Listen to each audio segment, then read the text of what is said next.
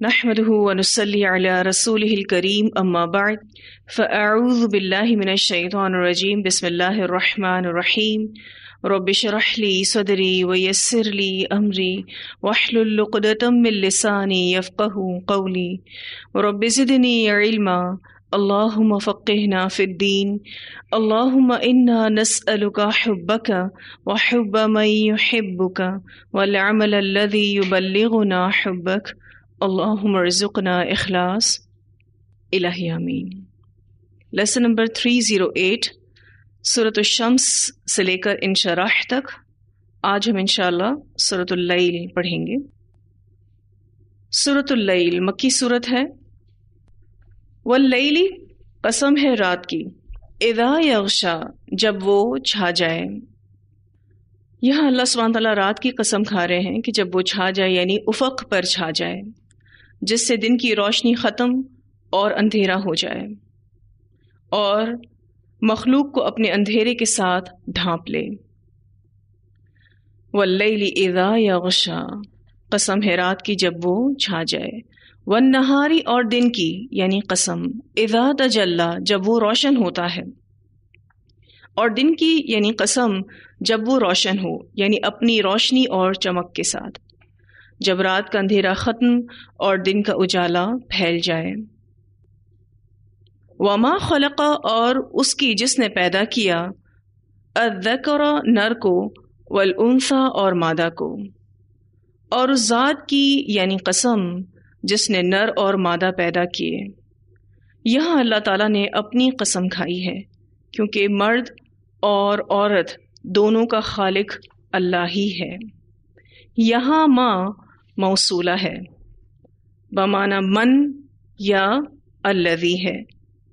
وما خلق الذکر والانثی اور اس ذات کی یعنی قسم جس نے پیدا کیا نر اور مادہ کو۔ سورۃ الذاریات آیت 49 میں اللہ تعالیٰ فرماتے ہیں وَمِن كُلِّ شَيْءٍ خَلَقْنَا زَوْجَيْنِ۔ اسی طرح سورۃ النبا کی آیت نمبر 8 میں اللہ سبحانہ تعالیٰ فرماتے ہیں وَخَلَقْنَاكُمْ أَزْوَاجًا۔ تو اس سورت کی ابتدا میں بھی سورۃ الشمس کی طرح اللہ تعالیٰ نے چند متضاد چیزوں کی قسم کھائی ہے۔ تو جوابی قسم یہ ہے ان سعیکم بے شک تمہاری کوشش لشتیٰ البتہ مختلف طرح کی ہے۔ تو اللہ نے ان متضاد چیزوں کی قسم کھا کر فرمایا کہ اسی طرح اے بنی نوع انسان تم جو کچھ بھی اس دنیا میں اعمال کر رہے ہو وہ بھی ایک دوسرے سے الگ الگ ہیں، لہٰذا تمہاری اس کوشش عمل کے نتائج بھی مختلف ہیں اور ہونے بھی چاہیے۔ تو جو بھی انسان اعمال کر رہے ہیں وہ مختلف ہیں، اسی وجہ سے کوئی نیک کام کر رہا ہے اور کوئی بد۔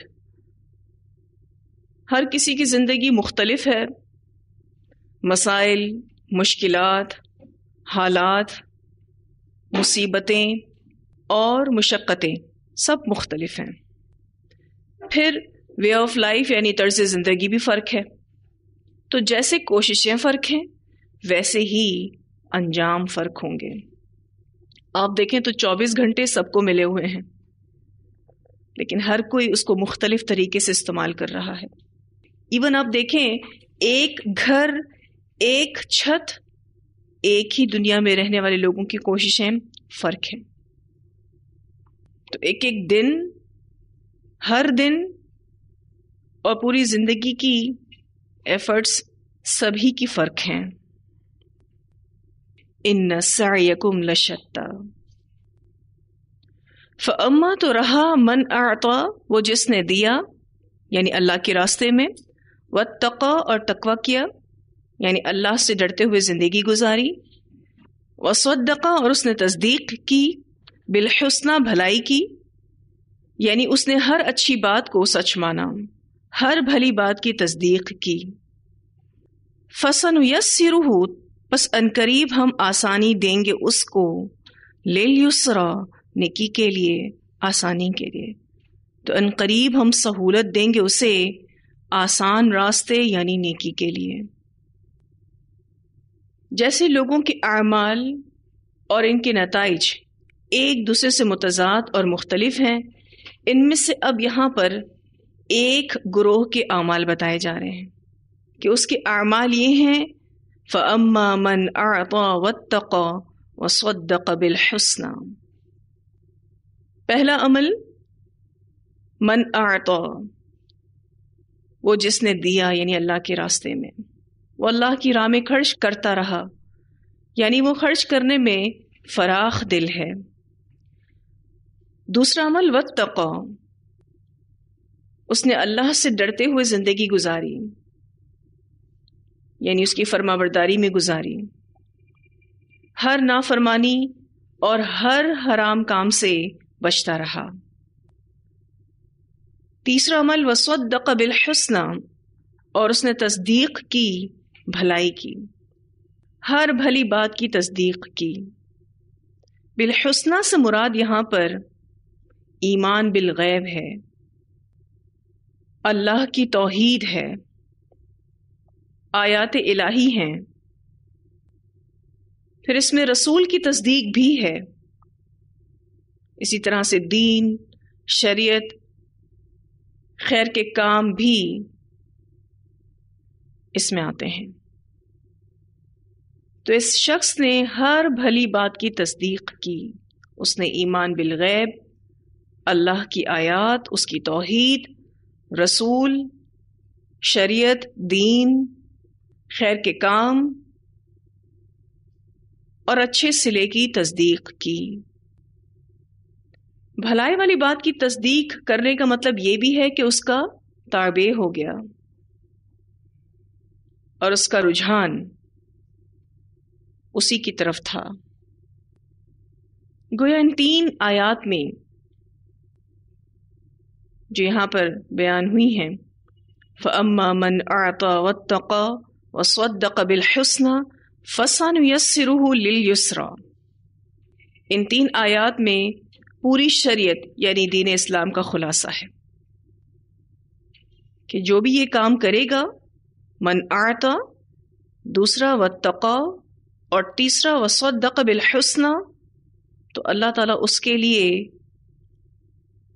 نیکی کے راستے کو آسان کر دیں گے، اس کے لیے احکام شریعت پر چلنا اور جنت میں داخلہ آسان بنا دیں گے.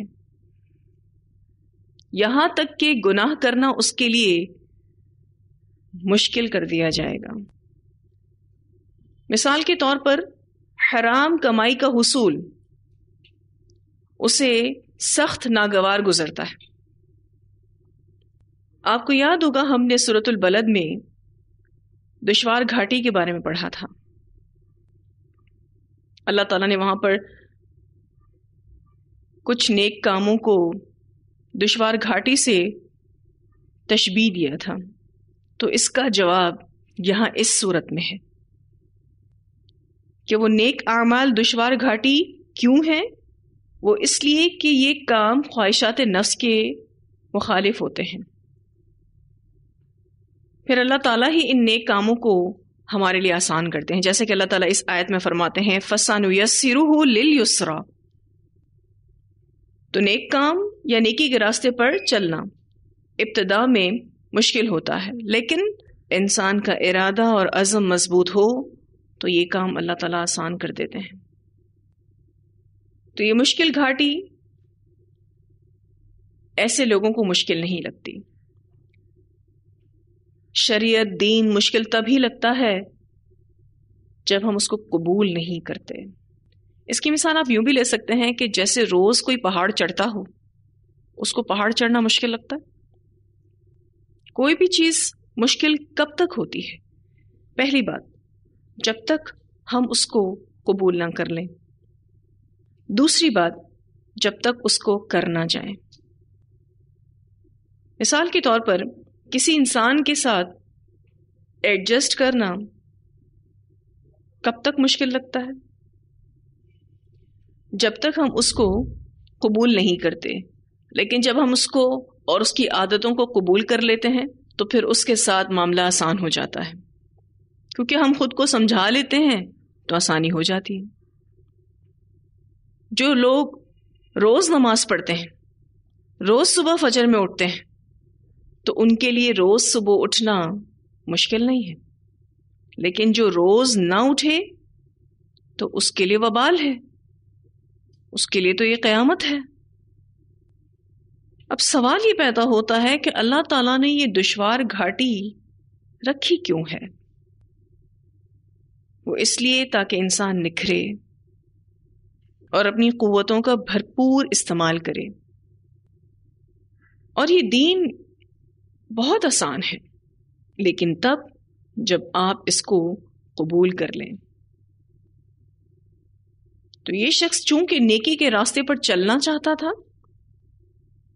جیسا کہ آیات میں واضح ہے، فَأَمَّا مَنْ أَعْطَى وَاتَّقَى وَصَدَّقَ بِالْحُسْنَى، تو اللہ تعالیٰ نے اس کے لیے یہی راستہ آسان کر دیا، فَسَنُيَسِّرُهُ لِلْيُسْرَى، جو جس راستے پر چلنا چاہے گا اللہ تعالیٰ اس کے لیے وہی راستہ آسان کر دیں گے۔ اصل بات یہ ہے کہ انسان کا ارادہ کیا ہے، اس کی نیت کیا ہے، اس کی کوشش کیا ہے، اس کی طلب اور خوشی کیا ہے، وہ کیا چاہتا ہے۔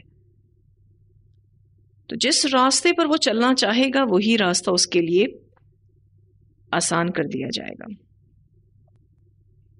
بس اوقات ہم اپنے ہی کیے ہوئے کام کو دیکھتے ہیں، کبھی آپ کو بھی حیرت ہوتی ہوگی اپنے پاروں پر لکھے ہوئے نوٹس کو دیکھ کر، اپنے اسائنمنٹس کو دیکھ کر، اور آپ یہ سوچتے ہوں گے کہ کیا یہ کام ہم نے کیے ہیں۔ ایسا ہمارے ساتھ بھی ہوتا ہے، کبھی اپنے کام کو دیکھتے ہوئے حیرت ہوتی ہے کہ کیا یہ سب کچھ ہم کر گئے۔ کبھی کبھی تو یقین بھی نہیں آتا کہ اتنا سب کچھ ہم کیسے کر گئے۔ تو اس کا جواب انہی آیتوں میں ہے کہ اللہ نے اس کو آسان کیا، ہم اللہ کی توفیق سے اس کو کر گئے۔ مثلا جب ہم پڑھتے پڑھاتے ہیں، وقت کو کیسے مینج کرتے ہیں؟ ساتھ ساتھ گھر والوں کو دیکھنا، اس کے علاوہ دیگر ذمہ داریوں کو پورا کرنا، ترجمہ یاد کرنا، پھر اگر کوئی بیماری بھی ساتھ لگی ہو، وقت کم پڑ رہا ہو اور اسائنمنٹ پورا کرنا، اسی طرح سے جو پڑھا رہا ہوتا ہے اس کو تفسیر کے نوٹس پریپیئر کرنا، اس پر غور و فکر کرنا، پھر مدرسے آنا اور جانا، اس کے علاوہ دیگر ایشوز کو بھی برداشت کرنا، پھر اپنی زندگیوں میں خوشی اور غم کو دیکھنا، اور پھر بھی یہ کام کرتے چلے جانا۔ یہ سب کچھ مشکل ہوتا ہے، لیکن اللہ کیسے کرواتا ہے؟ الحمدللہ، کیونکہ بغیر پابندی کے یہ کام ہو نہیں سکتا۔ آپ کو اپنے آپ کو آرگنائز کرنا ہی پڑتا ہے۔ اس آرگنائزیشن کی صرف آپ نیت کرتے ہیں، کرواتے تو اللہ تعالیٰ ہی ہیں۔ پھر آپ کتنی چیزیں چھوڑتے ہیں، کتنی چیزیں اپناتے ہیں، اچھا اپنی کتنی عادتوں کو بھول گئے، اچھا وہ بھی ہم کیا کرتے تھے۔ لیکن اس کام کو کرتے ہوئے، دین کو سیکھتے سکھاتے ہوئے بہت ساری چیزیں پیچھے چھوٹ گئیں، بہت ساری خواہشات سے خواہشات ہی رہ گئیں، الحمدللہ۔ لیکن آپ دیکھیں کہ آہستہ آہستہ ہر چیز سیٹلمنٹ پر آتی ہے، آپ اس کام کے ساتھ سیٹ ہوتے جاتے ہیں۔ کیوں؟ کیونکہ کرتے رہنے سے ہی آسانی ہوتی ہے۔ اب ہم سب کا حال یہ ہے کہ اس کام کے بغیر گزارا نہیں۔ میرا تو کم از کم یہی حال ہے، آپ کا مجھے نہیں پتا۔ ایسا لگتا ہے کہ اس کے بغیر جینا ناممکن ہے، زندگی میں کوئی رونق ہی نہیں، اس کام کے بغیر زندگی ویران ہے۔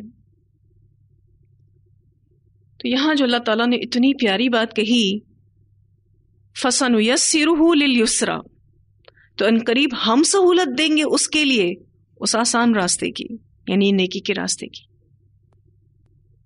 اس کے برعکس دوسرا شخص، دوسرا کردار، وَأَمَّا، اور رہا، مَن بَخِلَ، وہ جس نے بخل کیا، یعنی اس نے اللہ کی راہ میں ہرگز اپنا مال خرچ نہ کیا، صرف اپنی ذات پر خرچ کرتا رہا، یا پھر دکھاوے کے لیے خرچ کرتا رہا. واستغنا اور بے پرواہی برتی. وہ بے پرواہ ہے یعنی اپنی زندگی ایسے گزارتا ہے کہ اسے اللہ کا کوئی خوف نہیں، اسے اخروی انجام اور حلال اور حرام کی پرواہ ہی نہیں. وَكَذَّبَ بِالْحُسْنَى اور جھٹلایا نیکی کو اور ہر بھلائی کو جھٹلایا. یعنی اگر ایسے شخص نے زبانی اقرار کر بھی لیا تو بھی اپنی زندگی میں اللہ کے بتائے ہوئے احکام پر عمل نہیں کیا. اس نے ہر بھلائی کی بات کو جھٹلایا. اور بھلائی کی بات سے کیا کیا باتیں مراد ہیں وہ میں آپ سے پہلے بھی ذکر کر چکی ہوں. یعنی توحید کو، آیات الہی کو، ایمان بالغیب کو، رسول کو، شریعت کو، دین کو اس نے جھٹلایا. وَكَذَّبَ بِالْحُسْنَى کہ ابن عباس رضی اللہ تعالیٰ عنہما یہ معنی بتاتے ہیں کہ اس کو یہ یقین نہیں کہ اللہ کی راہ میں خرچ کرے گا تو اللہ اس سے بدلہ دے گا. اس کو اس بات کا یقین ہی نہیں کہ میں اللہ کے راستے میں دوں گا تو اللہ میرے مال میں اضافہ کرے گا. فَسَنُيَسِّرُهُ پس عنقریب ہم آسانی دیں گے اس کو لِلْعُسْرَى تنگی کے لیے. تو اللہ تعالیٰ اس کے لیے جہنم کا راستہ آسان کر دیتا ہے اور بھلائی کی راہیں مشکل بنا دیتا ہے. یعنی اس کو اور سمپل کر دیں تو اللہ تعالیٰ اس کے لیے گناہ کرنا آسان کر دیتے ہیں اور نیکی کرنا مشکل کر دیتے ہیں. پہلا جو شخص تھا اس کے بالکل برعکس کردار ہے. پہلا جو شخص تھا فَأَمَّا مَنْ أَعْطَى وَاتَّقَى وَصَدَّقَ بِالْحُسْنَى فَسَنُيَسِّرُهُ لِلْيُسْرَى. اس کے برعکس وَأَمَّا مَنْ بَخِلَ وَاسْتَغْنَى وَكَذَّبَ بِالْحُسْنَى فَسَنُيَسِّرُهُ لِلْعُسْرَى. دو مختلف کردار بتائے گئے. جیسے کہ پیچھے بات ہوئی کہ ہر انسان کی کوششیں مختلف ہیں، تو یہاں پر اب دو مختلف کردار کے بارے میں بتایا گیا. ایک نیک ہے اور ایک بد ہے. اس بارے میں کچھ روایات بھی آتی ہیں. سیدنا علی رضی اللہ تعالیٰ عنہ بیان کرتے ہیں کہ ہم بقیع غرقت میں ایک جنازے میں تھے کہ رسول اللہ صلی اللہ علیہ وسلم ہمارے پاس تشریف لائے اور ہمارے پاس بیٹھ گئے. صحابہ کرام رضی اللہ عنہم بھی آپ صلی اللہ علیہ وسلم کے ارد گرد بیٹھ گئے. آپ کے ہاتھ میں ایک چھڑی تھی. آپ صلی اللہ علیہ وسلم نے سر جھکایا اور چھڑی کے ساتھ زمین پر لکیریں کھینچنا شروع کر دیں. پھر آپ صلی اللہ علیہ وسلم نے فرمایا سنو، تم میں سے ہر ایک کی اور ہر جان کی جگہ جنت اور دوزخ میں لکھ دی گئی ہے اور اس کا خوشبخت اور بدبخت ہونا بھی لکھ دیا گیا ہے. ایک آدمی نے کہا اے اللہ کے رسول صلی اللہ علیہ وسلم، پھر کیوں نہ ہم اپنی تقدیر پر بھروسہ کر کے بیٹھ رہیں اور عمل چھوڑ دیں، کیونکہ ہم میں سے جو آدمی نیک بخت لوگوں میں سے ہوگا تو وہ ضرور نیک بخت لوگوں والے کام کرے گا، اور ہم میں سے جو بدبختوں میں سے ہوگا وہ ضرور برے لوگوں والے کام ہی کرے گا. آپ صلی اللہ علیہ وسلم نے فرمایا عمل کرتے رہو، کیونکہ ہر شخص کے لیے آسانی پیدا کی گئی ہے.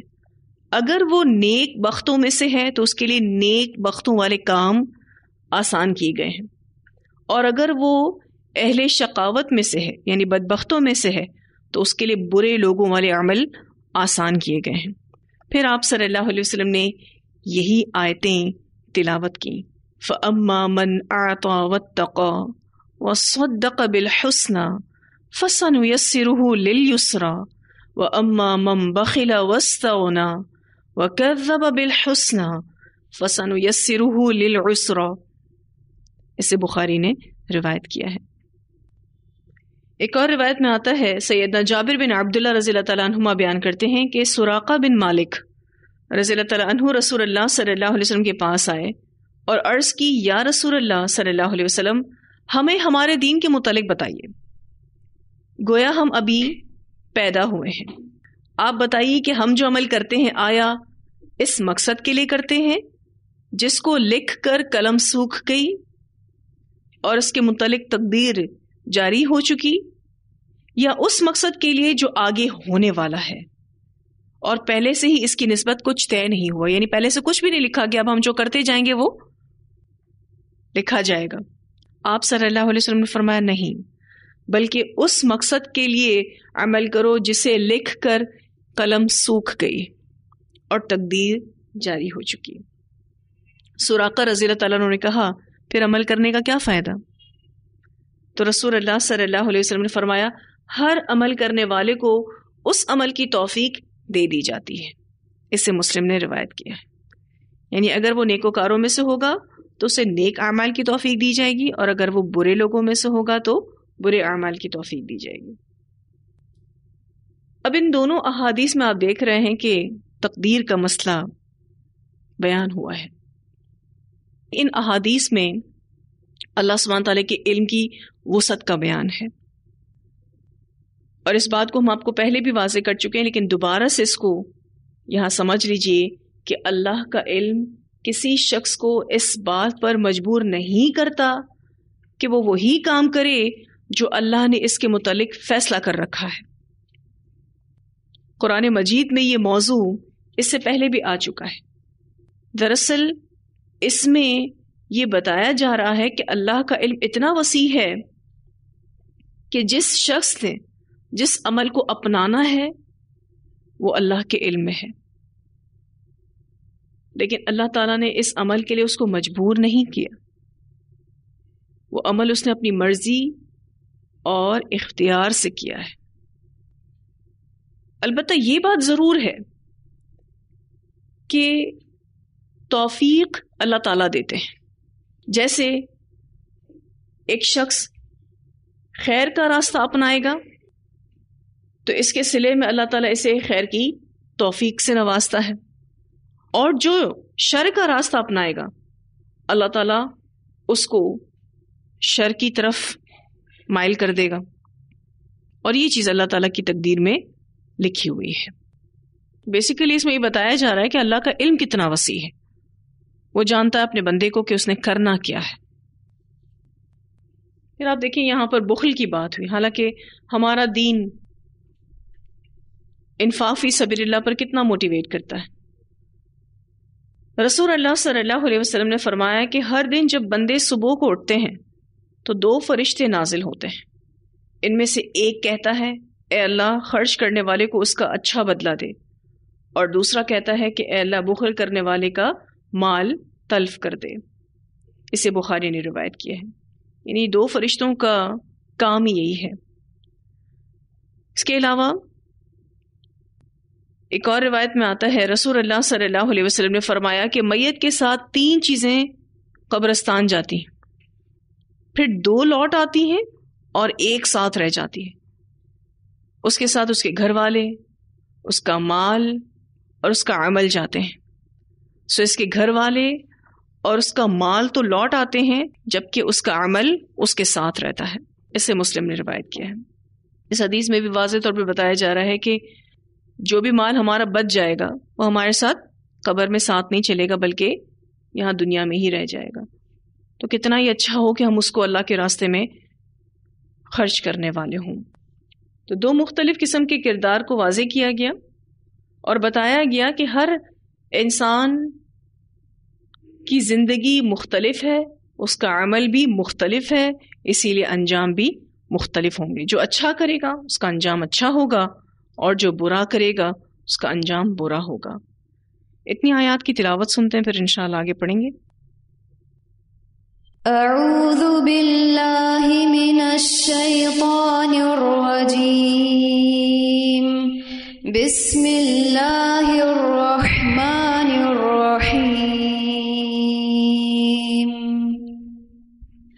واللیل اذا یغشا والنهار إذا تجلى وما خلق الذكر والأنثى إن سعيكم لشتى وزكى فأما من أعطى واتقى وصدق بالحسنى فسنيسره لليسرى وأما من بخل واستغنى وكذب بالحسنى فسنيسره للعسرى. اچھا، یہ جو لاسٹ میں حدیث کا جو میں نے خلاصہ کیا تھا، آپ کو وہ واضح ہے؟ میں دوبارہ سے اس کو تھوڑا سا آپ کو واضح کر دوں. ایکچولی اس میں اللہ سبحانہ تعالیٰ کے علم کی وسعت کو بیان کیا گیا ہے، اور جیسے کہ میں نے آپ سے ذکر کیا کہ یہ بات ہم پہلے بھی پڑھ چکے ہیں. تو اس میں بات یہ ہے کہ اللہ کا علم کسی شخص کو اس بات پر مجبور نہیں کرتا کہ وہ وہی کام کرے جو اللہ نے اس کے متعلق فیصلہ کر رکھا ہے. قرآن مجید میں یہ موضوع آ چکا ہے کہ جو خیر کا راستہ اپنائے گا اس کے صلے میں اللہ اسے خیر کی توفیق سے نوازتا ہے، اور جو شر کا راستہ اپنائے گا اللہ اس کو شر کی طرف مائل کر دیتا ہے، اور یہ اللہ کی تقدیر میں لکھا ہوا ہے. یعنی آپ یوں کہہ سکتے ہیں کہ اللہ کا علم اتنا وسیع ہے. جس عمل کو بھی انسان اپناتا ہے وہ اللہ کے علم میں ہے، لیکن اس عمل کے لیے اس کو اللہ تعالیٰ نے مجبور نہیں کیا، اس نے وہ عمل اپنی مرضی اور اختیار سے کیا ہے. عمومی طور پر لوگ بہت پریشان ہو رہے ہوتے ہیں کہ ان احادیث میں کیا معنی ہے. جیسے کہ صحابہ کرام کو بھی آپ دیکھیں تو صحابہ کرام کیا کہہ رہے ہیں آپ صلی اللہ علیہ وسلم، پھر اب عمل کیوں کریں جب سب کچھ لکھا ہوا ہی ہے اور لکھے ہوئے کوئی ہم فالو کریں گے تو پھر ہم عمل کیوں کریں. تو بات یوں واضح کی گئی ہے، کسی کے تقدیر میں لکھے ہوئے کو اس پر فورس نہیں کیا گیا، وہ چاہتا ہی یہی تھا جو اس نے کیا، لیکن اللہ کا علم اتنا وسیع تھا کہ اس نے لکھ دیا کہ بندہ یہی چاہے گا یہی کرے گا، پھر اینڈ بھی اس کا یہی ہوگا. اسی لیے ہر جان کی جگہ جنت اور دوزخ میں لکھ دی گئی ہے، یہ فلاں دوزخ میں جائے گا، فلاں جنت میں جائے گا. ان آیات کا خلاصہ کیا ہے؟ اگر ہم غور و فکر کریں، اپنے ہی گھر کو دیکھ لیں، جتنے بھی فیملی ممبرز ہیں سب کی کوششیں فرق ہیں. ہر انسان مختلف عمل کر رہا ہے. ایون آپ دیکھیں کہ ایک کلاس روم میں بیٹھے ہوئے لوگوں کے بھی عمل مختلف ہے، تو پھر انجام فرق نہیں ہوں گے؟ انجام بھی فرق ہوں گے. تو متضاد چیزوں کی قسمیں کھا کر اللہ تعالیٰ نے جو جواب قسم دیا وہ بڑا ہی حیران کن ہے. اللہ تعالیٰ فرماتے ہیں ان سعیکم لشتی، اور سعی کیسی کوشش کو کہتے ہیں؟ انتھک کوشش. تو خلاصہ یہ ہے ان آیات کا کہ ہر کوئی کوشش کر رہا ہے، جو اچھا کر رہا ہے وہ بھی ایفرٹس لگا رہا ہے، اور جو برا کر رہا ہے وہ بھی ایفرٹس لگا رہا ہے. محنت تو دونوں ہی طرح کے لوگ کر رہے ہیں. کوششیں مختلف ہیں، اسی لیے انجام بھی مختلف ہوں گے. چوائس ہماری ہے کہ ہم کیا چاہتے ہیں.